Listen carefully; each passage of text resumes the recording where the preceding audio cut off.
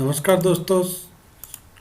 आज फिर हम लोग लेकर आए हैं आपके लिए ग्रामर रूल्स जो बेस्ड है वर्ब के ऊपर। और आज हम डिस्कस करेंगे 6 ग्रामर के रूल्स जो वर्ब के ऊपर बेस्ड होंगे। इसे आप पार्ट 3 भी बोल सकते हैं वीडियो का। जैसा कि आपसे पहले भी डिस्कस हुआ था, ये सारे कम्पिटिटिव एग्ज़ाम में, चाहे वो एसएससी, सीजीएलओ, सीपीओ, एनडीए, सीडीएससी या आईबीपीएस के एग्ज़ाम हो, सबके लिए इम्पॉर्टेंट है। इन्हीं रूल के ऊपर बेस्ड होता है आपका स्पॉटिंग द एरर और फिल इन द ब्लैंक्स। दोस्तों, welcome back to learn English easily. अगर अभी तक आपने ये चैनल लाइक, शेयर और सब्सक्राइब नहीं किया है तो आपसे रिक्वेस्ट है, प्लीज़ लाइक, शेयर और सब्सक्राइब जरूर कर दीजिएगा। आइए शुरू करते हैं पहले रूल से, जो रूल बोलता है the present perfect continuous tense.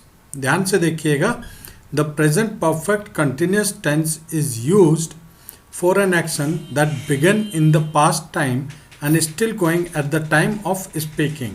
मतलब प्रेजेंट परफेक्ट कंटिन्यूस टेंस वहाँ पर यूज़ करते हैं, उस एक्शन में यूज़ करते हैं जो भूतकाल में शुरू हुआ था, मतलब और अभी भी चला जा रहा है। जब इस टाइप के सेंटेंस होते हैं तो जो एडवर्बियल्स होते हैं टाइम के, वो होते हैं आपके since, for and how long. 3 word याद कर लीजिएगा, since, for and how long. ये एडवर्बियल्स होते हैं टाइम के और ये हमेशा यूज़ होंगे। और अगर सेंटेंस में जहाँ पर ये हमेशा यूज़ होंगे वो आपका sentence present perfect continuous tense का होना चाहिए। ये चीज़ बोल रहा है इस रूल में। एक बार और रिपीट कर रहा हूँ आपके क्लियरिटी के लिए। जब भी सेंटेंस सिंस, फॉर या हाउ लॉन्ग से स्टार्ट होगा, आपको ये देखना है कि वो sentence present perfect continuous tense का हो। और प्रेजेंट परफेक्ट कंटिन्यूस टेंस क्या दर्शाता है कि कोई कार्य पीछे भूतकाल में शुरू हुआ था और वो अभी भी चल रहा है। दोस्तों, टेंस की अगर ज़्यादा नॉलेज नहीं है, पढ़ नहीं पाए हैं, तो आपने कुछ नहीं करना है। आप सीधा चैनल के प्लेलिस्ट में जाइएगा, वहाँ पर ऑल चैप्टर के नाम से एक प्लेलिस्ट बनाया हुआ है और टेंस के ऊपर एक वीडियो है जिसमें सारे पॉइंट्स कवर किए हुए हैं। जब आप ये बेसिक क्लियर कर लेंगे तो ये सारे रूल्स आपको एग्ज़ाम में काफ़ी हेल्प करेंगे मार्क्स लाने के लिए, और ये एक किस्म से आपका रिवीजन हो जाएगा। आइए इस रूल का एग्जाम्पल देखते हैं। पहला एग्जाम्पल है, how long are you working in this office. देखिए, हाउ लॉन्ग आ गया। जैसे ही आपने हाउ लॉन्ग देखा तो आपके दिमाग में ये आ जाना चाहिए कि ये सेंटेंस यहाँ पर पूरा गलत है। Are you working in this office, it should be the present perfect continuous tense. अब प्रेजेंट परफेक्ट कंटिन्यूस टेंस में कैसे लिखेंगे आप उसे? How long have you been working in this office. अब आप मेरे को पूछेंगे जी प्रेजेंट परफेक्ट कंटिन्यूस टेंस के ऊपर थोड़ा और बता दीजिए। तो अगर मैं इस वीडियो में बताने लगा तो वीडियो की लेंथ काफ़ी लंबी हो जाएगी और जो समरी बना रहा हूँ वो समझ में आने में प्रॉब्लम हो जाएगा। तो प्लीज़ प्लेलिस्ट में जाके टेंसेस के ऊपर देखिए, प्रेजेंट परफेक्ट कंटिन्यूस के ऊपर पूरा एक वीडियो बना के डाला हुआ है टेंसेस के ऊपर। उसमें पूरा चार्ट दे रखा है कैसे कैसे हैव लगेगा, कहाँ पर बीन लगेगा और ING form of the verb कहाँ लगेगा। इससे आपको बहुत बेनिफिट मिलेगा। आइए आगे बढ़ते हैं रूल नंबर 2 में। रूल नंबर 2 आपका बोलता है a verb when preceded by a preposition must be in the gerund. पिछले वीडियो में मैंने आपको जरेंड के बारे में बताया था, ज़्यादा कंफ्यूज नहीं होना है। जरेंड मतलब verb plus ING form of the verb.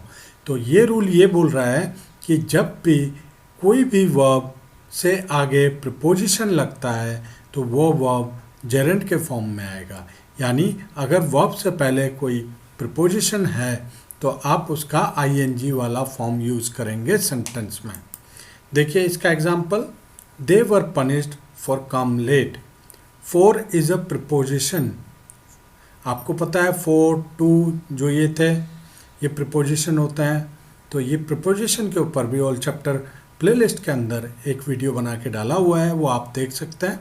तो they were punished for come late. Come verb है और a verb when preceded by a preposition. Verb क्या है यहाँ पर? कम, और इससे पहले क्या आ रहा है? प्रीपोजिशन। तो इस रूल से ये क्लियर हो गया कि कम का जो जेरेंट फॉर्म है आईएनजी वाला आपको समझाया था वो लगेगा दे were punished for coming late, तो आपका सेंटेंस करेक्ट हो जाएगा। देखिए 4 के बाद क्या आएगा, जेरेंट। जेरेंट क्या होता है, वर्ब का आईएनजी फॉर्म, तो यह आंसर आ जाएगा हमारा यहाँ से। रूल नंबर 3 देखिए, the future indefinite tense is not used in the clause of time, place and condition. अब फ्यूचर इंडेफिनिट टेंस के लिए भी आपको टेंस का वीडियो एक बार देखना पड़ेगा, तब जाके सारा क्लियर होगा। मैं सिर्फ यहाँ पर रूल डिस्कस कर रहा हूँ। फ्यूचर इंडेफिनिट टेंस में आप कभी भी यूज़ नहीं करेंगे, कहाँ पर, उस क्लॉज पे जहाँ पर टाइम का क्लॉज हो, प्लेस का हो या कंडीशन का हो। इन 3 क्लॉज में, क्लॉज पता है ना, सेंटेंस को 2 पार्ट में डिवाइड किया था हम लोगों ने, principal clause and subordinate clause. उस प्रिंसिपल क्लॉज या सबऑर्डिनेट क्लॉज के अंदर कौन से टेंस का क्लॉज यूज़ हो रहा है या कौन सा क्लॉज यूज़ हो रहा है, टाइम क्लॉज, प्लेस क्लॉज या कंडीशन का, तो वहाँ पर आप टाइम्स, प्लेस एंड कंडीशन में फ्यूचर इंडेफिनिट का इस्तेमाल नहीं करेंगे, आप प्रेजेंट इंडेफिनिट टेंस का इस्तेमाल करेंगे। देखिए बहुत ही सिंपल है, आपको टेंस समझना है, एक बार वीडियो ज़रूर देखिएगा प्लेलिस्ट में, तो आपको पूरा समझ में आ जाएगा। इसका एग्जाम्पल देखिए, I shall wait for you till you will finish your work. यहाँ पर आप देखिए कंडीशनल क्लॉज है कि मैं तब तक वेट करूँगा जब तक आप अपना कार्य ख़त्म नहीं कर लेते। कंडीशन क्या है, कार्य ख़त्म करना, तो ये कंडीशन क्लॉज आ गया। तो आई शैल वेट नहीं होगा या विल फिनिश नहीं होगा, आप बताइए। सिंपल फ्यूचर इंडेफिनिट टेंस नहीं लगेगा, सिंपल क्या लगेगा, present indefinite. I shall wait for you till you finish your work. तो जिस क्लॉज में कंडीशन दिख रहा था उस क्लॉज में आप सिंपल प्रेजेंट इंडेफिनिट टेंस का इस्तेमाल करेंगे, यही बोल रहा है। सेम केस टाइम के साथ और प्लेस के साथ है।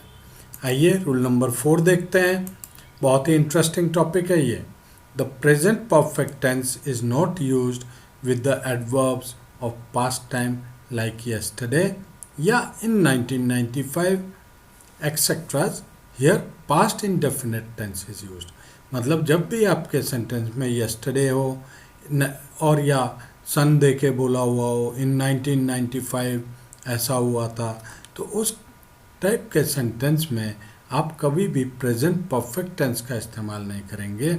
आप विद द एडवर्ब हो और वो एडवर्ब के साथ हो, तो ऐसे में आप क्या यूज़ करेंगे, पास्ट इंडेफिनिट टेंस। सिंपल याद रखिएगा। एग्जाम्पल देखिए, I have bought a car yesterday. Yesterday आ गया तो सिंपल ये सेंटेंस गलत है क्योंकि आपने प्रेजेंट परफेक्ट टेंस यूज़ किया, हैव बॉट। प्रेजेंट में क्या लगता है, प्रेजेंट परफेक्ट में have plus third form of verb, तो हैव बॉट हुआ, इसलिए ये गलत है। जबकि आपने यहाँ पे simple past indefinite tense use करना, I bought a car yesterday हो जाएगा। देखा आपने, आई बॉट अ कार यस्टरडे। ये रूल नंबर 4 है। इन पे बेस्ड क्वेश्चंस आते ही आते हैं, मैं बार बार एम्फेसिस दे के बोल रहा हूँ, तो प्लीज़ इन रूल को समझ लीजिएगा। आइए रूल नंबर 5 देखते हैं। The past perfect tense is use to represent the earlier of the 2 past action. Past perfect tense आप कहाँ पर यूज़ करेंगे सेंटेंस में, जहाँ पर 2 एक्शन दिखाने हो पहले हुए हुए। अब देखिए example, when I reach the station the train left. यहाँ पे 2 एक्शन हो रहे हैं पास्ट में, कि एक तो वो स्टेशन पहुँचा था और तब ट्रेन छूट चुकी थी, तो ये सेंटेंस गलत है। यहाँ पर कौन सा टेंस लगेगा, पास्ट परफेक्ट टेंस लगेगा। पास्ट परफेक्ट टेंस क्या होता है, उसके लिए आपको प्लीज़ टेंस का वीडियो देखना पड़ेगा प्लेलिस्ट में। अब आप लिखेंगे when I reach the station the train had left. ये है आपका पास्ट परफेक्ट टेंस का सेंटेंस, क्योंकि आपने जब 2 पास्ट एक्शन दिखाना हो तो आपको पास्ट परफेक्ट टेंस यूज़ करना पड़ेगा। आइए रूल नंबर 6 देखते हैं। रूल नंबर 6 बोलता है, व्हेन नीड और dare is followed by not, note कर लीजिएगा, ये बहुत इंपॉर्टेंट है। ये बोल रहा है जब नीड और डियर दो शब्द हैं, इनके पीछे नॉट लग जाता है, it turns into model auxiliary. Auxiliary पढ़ा था ना हेल्पिंग वर्ब वाला चैप्टर, तो वैसे याद रखिए, नीड और डियर के पीछे जब नॉट लगता है तो मॉडल ऑक्सिलरी बन जाता है, और जब भी वो मॉडल ऑक्सिलरी बन जाता है ऐसे सिचुएशन में आप बेयर इन्फिनेटिव यूज़ करते हैं। बेयर इन्फिनेटिव में मैंने आपको प्रीवियस वीडियो में बताया था कि इतना याद रख लीजिए, आपने टू नहीं लगाना होता है, TO2 नहीं लगाना होता है। And we can not use, एक तो आप बेयर इन्फिनेटिव यूज़ करेंगे मतलब टू नहीं लगाएंगे, और दूसरा कंडीशन ये है कि आप नीड्स नॉट या डियर्स नॉट नहीं लिख सकते। सिंपल चीज़, इस पे क्वेश्चन आता है CDSE के पेपर में कई बार आया हुआ है, ध्यान से देख लीजिएगा। व्हेन नीड और dare is followed by not, जब नीड और डियर के पीछे नॉट लगता है तो मॉडल ऑक्सिलरी बन जाता है, पहला पॉइंट। अब जब वो मॉडल ऑक्सिलरी बन जाता है, दूसरा पॉइंट, तो आप बेयर इन्फिनेटिव यूज़ करते हैं, मतलब इनके बाद आप टू नहीं लिखते हैं। तीसरा पॉइंट, कभी भी आप नीड्स नॉट नहीं लिखेंगे और डियर्स नॉट नहीं लिखेंगे। अब एग्जाम्पल में समझते हैं, आइए देखिए example. He needs not to it, देखिए नीड्स नॉट बोला था, मना किया था, नहीं लिखेंगे, तो सिंपल हो जाएगा ही नीड नॉट टू इट। देखिए ही नीड नॉट, डू इट मिट गया है, डू इट आएगा, वो टाइपिंग एरर है। तो दोस्तों ये थे आज के मोस्ट इम्पॉर्टेंट वीडियो जो वर्ब के रूल के ऊपर बेस्ड थे। आगे फिर मिलेंगे आपके साथ नए वीडियो के साथ, ऐसे ही इम्पॉर्टेंट टॉपिक लेके जो एग्ज़ाम के नज़रिए से बहुत ही इम्पॉर्टेंट होगा। आपसे एक रिक्वेस्ट है कि आप रिवीजन टाइमली करते रहिएगा, और जो प्लेलिस्ट की बात मैं कर रहा हूँ ग्रामर के ऑल टॉपिक्स की, वहाँ जाकर टेंसेस वगैरह पढ़ लीजिएगा एक बार, टेंसेस, वर्ब, एडजेक्टिव, तो आपको बहुत सहूलियत होगी। और इन रूल को आप ध्यान से पढ़ेंगे, लिख के रखेंगे। नोट्स चाहिए तो कमेंट करके बताइएगा, टेलीग्राम चैनल का लिंक दे रखा है, अगर वहाँ पर कोई नोट्स डाउनलोड करने में प्रॉब्लम हो रही है please update me, I will send it again to you. दोस्तों आपसे एक गुजारिश है, अगर आपको वीडियो अच्छा लगता है तो लर्न इंग्लिश इजीली को सब्सक्राइब कर लीजिएगा अभी, और साथ ही बेल आइकन को ज़रूर दबाइएगा, तभी जाके आपको लाइव नोटिफिकेशन आता रहेगा। आज के लिए बस इतना ही, अब मुझे इजाज़त दीजिए, बहुत बहुत धन्यवाद।